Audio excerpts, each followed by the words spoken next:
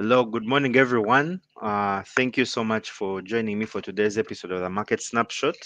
Again, guys, sincere apologies for the delay. We were having a network interruption there, but now we are ready to start. So for today, we're just going to go through what's currently happening in the market. So we have a lot happening. Uh, we of course had the CPI this week, and of course the CPI and the PPI. All those numbers came in negative for the dollar, and I'm sure most of you are curious to find out why there's a big move higher for the dollar. So the moves we are seeing today have a lot to do with the expected rate cut that is coming out next week.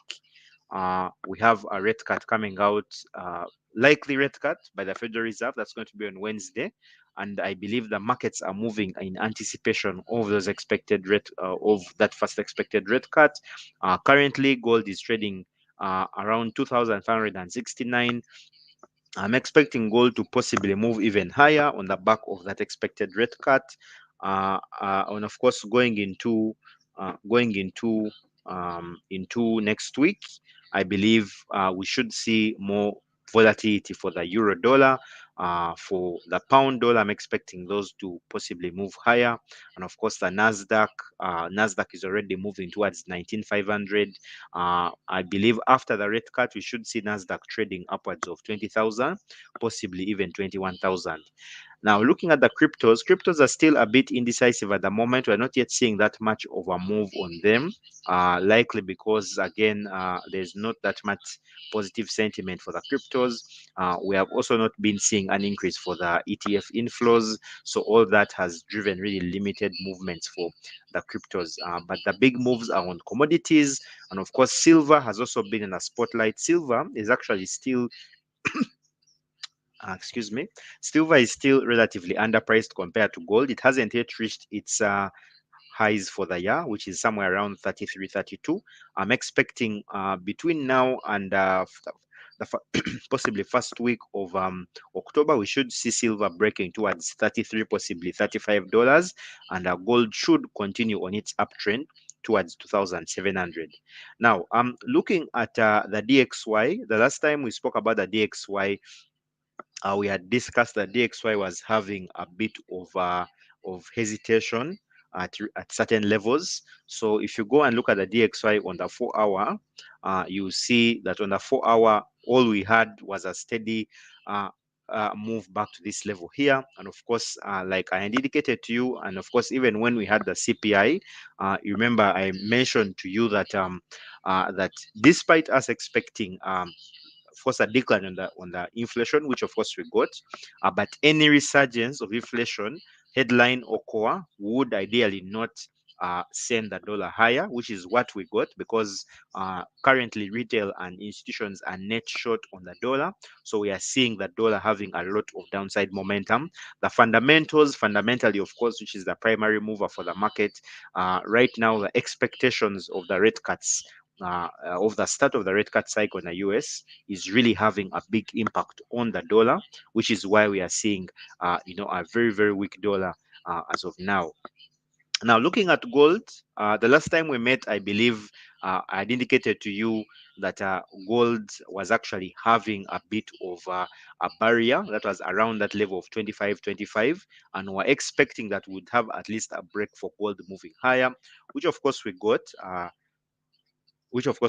Because we saw gold moving above 2,525, breaking as high as 2,570. So gold is still looking very, very bullish.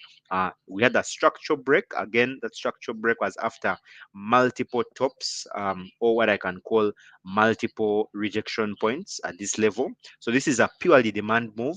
And the move that we're having for gold moving higher is because Powell is expected to cut rates next week. So this expected rate cut by Jerome Powell is definitely going to have a move to the upside, and we should see we should see further moves there, possibly coming in for gold. Now, yesterday, the ECB delivered the first delivered a rate cut. The last time we saw the ECB cutting rates was that was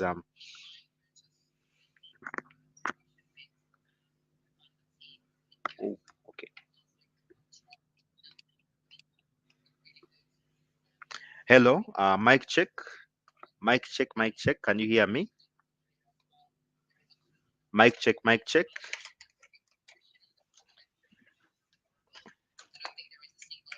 Mic check, mic check.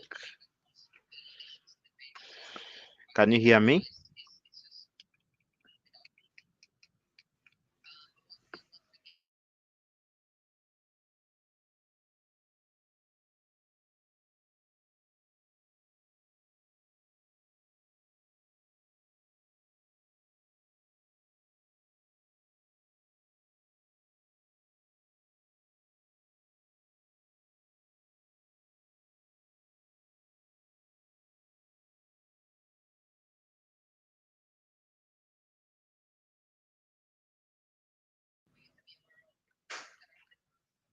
All right. Can you hear me? Awesome. Okay, so let's talk about yesterday's ECB rate cut. So yesterday the ECB delivered a 25 basis point rate cut, which of course was the first rate cut it had since around April. We have seen a relatively stronger euro in light of that rate cut, indicating that the euro is still not deterred from moving higher. That's of course likely because of the size of swaps. I would say institutions are still positioned into having more sales for the dollar or for dollar swaps as compared to euro. So we should see the euro benefit from that movement. So the ECB just announced another rate cut, about 25 basis point rate cut, and the deposit rate stayed the same at 3.5%. The free financing rate also stayed at 3.65%. They indicated that weaker growth should be a driver for more aggressive rate cuts. And again, guys, the rate cut cycle is sweeping the world right now. So we had in the month of July, we had about 34 central banks around the world cutting rates. So right now, uh, I would say generally most monetary policies for most banks is that their central banks that they are cutting rates, and all that is to try and stem the close to zero growth that we have been seeing into this year so far.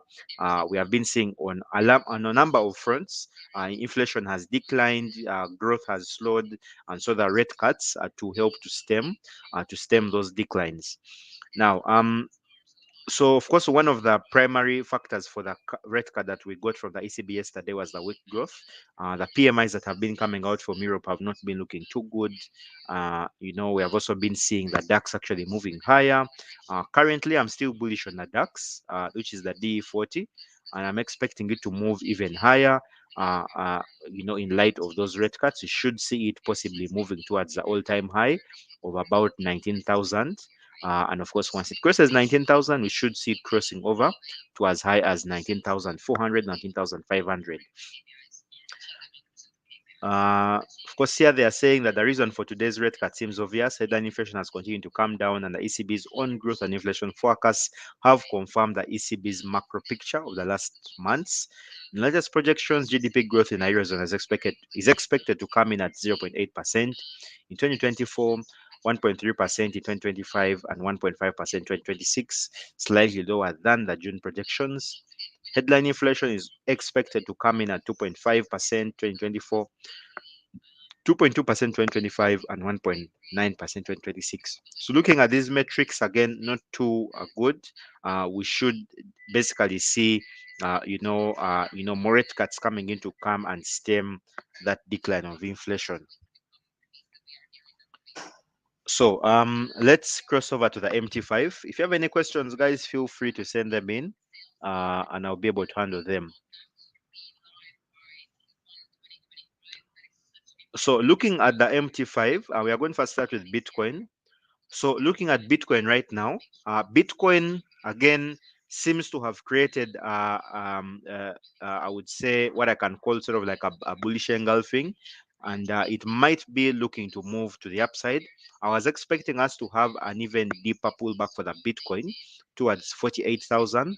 That didn't suffice, and I think now it's starting to make its potential reversal to move back to these areas of 57,000, 58,000. Now, crossing over to the Dow Jones, I believe from when we last discussed about the Dow Jones, we had said that the Dow Jones had created an asymmetrical triangle. However, after the after the low inflation we got from the US, and also in anticipation of the rate cuts that are coming in next week, I'm expecting the Dow Jones to launch a big rally that is first of all going to take it breaking this record high that we got around this level. Once the Dow Jones breaks there, I'm expecting us to have a move towards 42,000, and possibly we should see it moving towards these areas of 42, possibly even as high as 43,000. Take note that right now the market is extremely bullish. Sentiment is extremely bullish ahead of the FOMC rate cuts that are going to begin next week. That's why we are seeing a lot of risk assets right now rallying. We again talked about the Nasdaq. This move, I believe most of you should have made money on it. We're looking for a buy on the Nasdaq. That was from the snapshot we had on Wednesday, and we're expecting the Nasdaq to move as high as uh, to move as high as 20,000. So again, guys, this move played out very nicely. We had a liquidity grab down towards this level of 18,600. We had a very nice break above that asymmetrical triangle. Again, we had the Nasdaq taking out this grab on liquidity, which of course was a trick for the retail. Nice break above it, big imbalance candle, break above the 200-day moving average, and of course fundamentals. Nvidia was up quite big. We saw Nvidia moving. Nvidia actually gained about it was up about how much? It's about maybe 10%. It was about 10%, I believe. Uh, uh, yeah. So again, Nvidia, we are seeing some good moves on it, and I believe we should see more upside momentum there for Nvidia. So these are just some trades that we discussed with some clients of ours.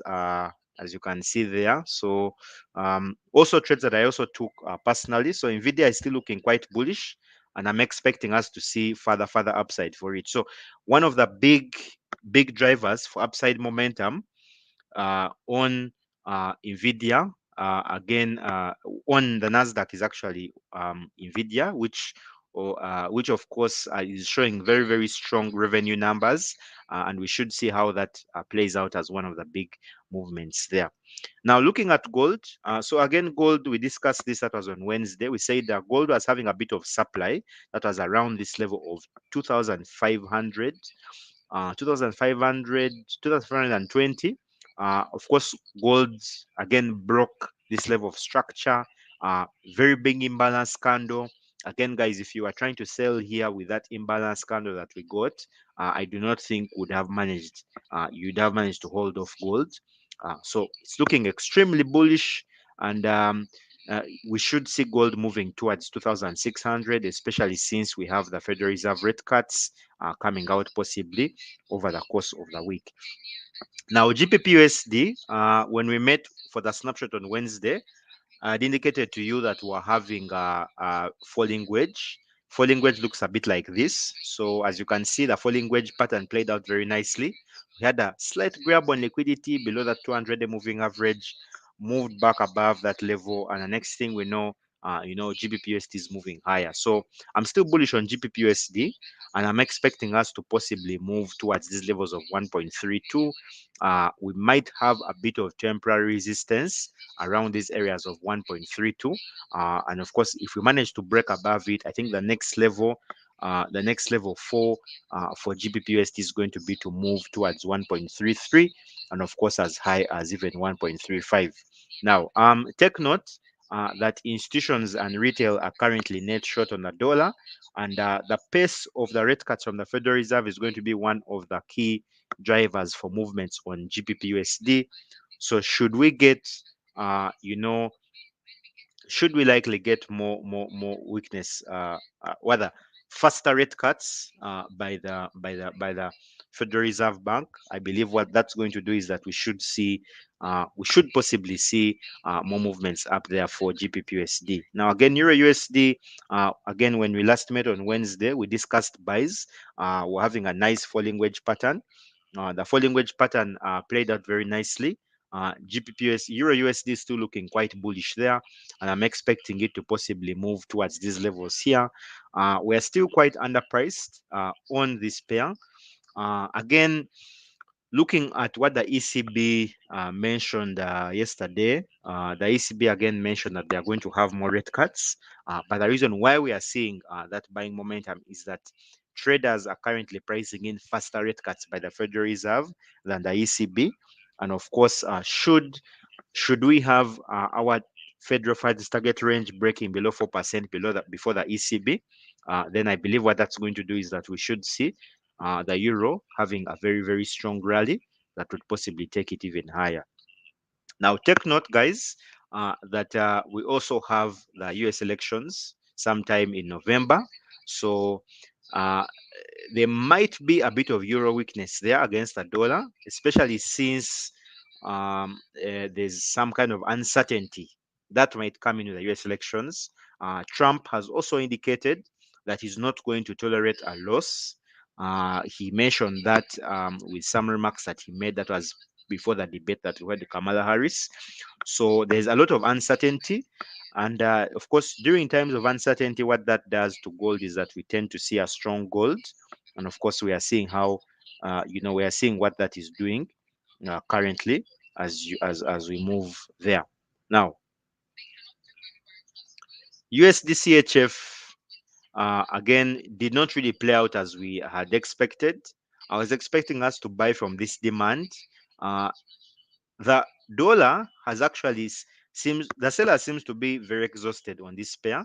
They're not doing anything. They're not buying. They're not selling. It's just stuck. So we need to see what's going to happen from here. The likely scenario is that we see a sell before we see a buy. So if you're positioning for Euro USD CHF, I believe you might want to position for a sell. Awesome. That's it from my end, guys. And of course, it's been amazing having you guys this week. I'm sure most of us must have been profitable from all the setups we have provided you with Rufus and Robert. Yeah, so if you have any questions, it could be maybe on the FOMC, or it could be on what you can expect going to next week. I'll be happy to take those questions, guys. Thank you.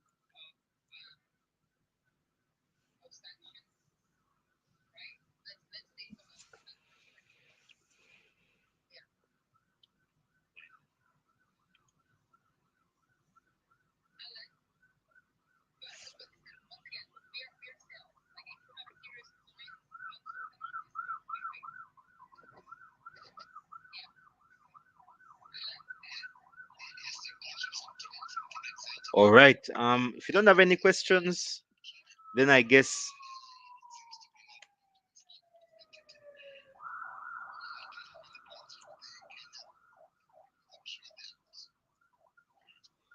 how does the rate cut affect the dollar? Check USD/JPY. So USD/JPY again, guys, we've been calling a sell on this pair since I think the past 3-4 weeks. So we're still short on USD/JPY.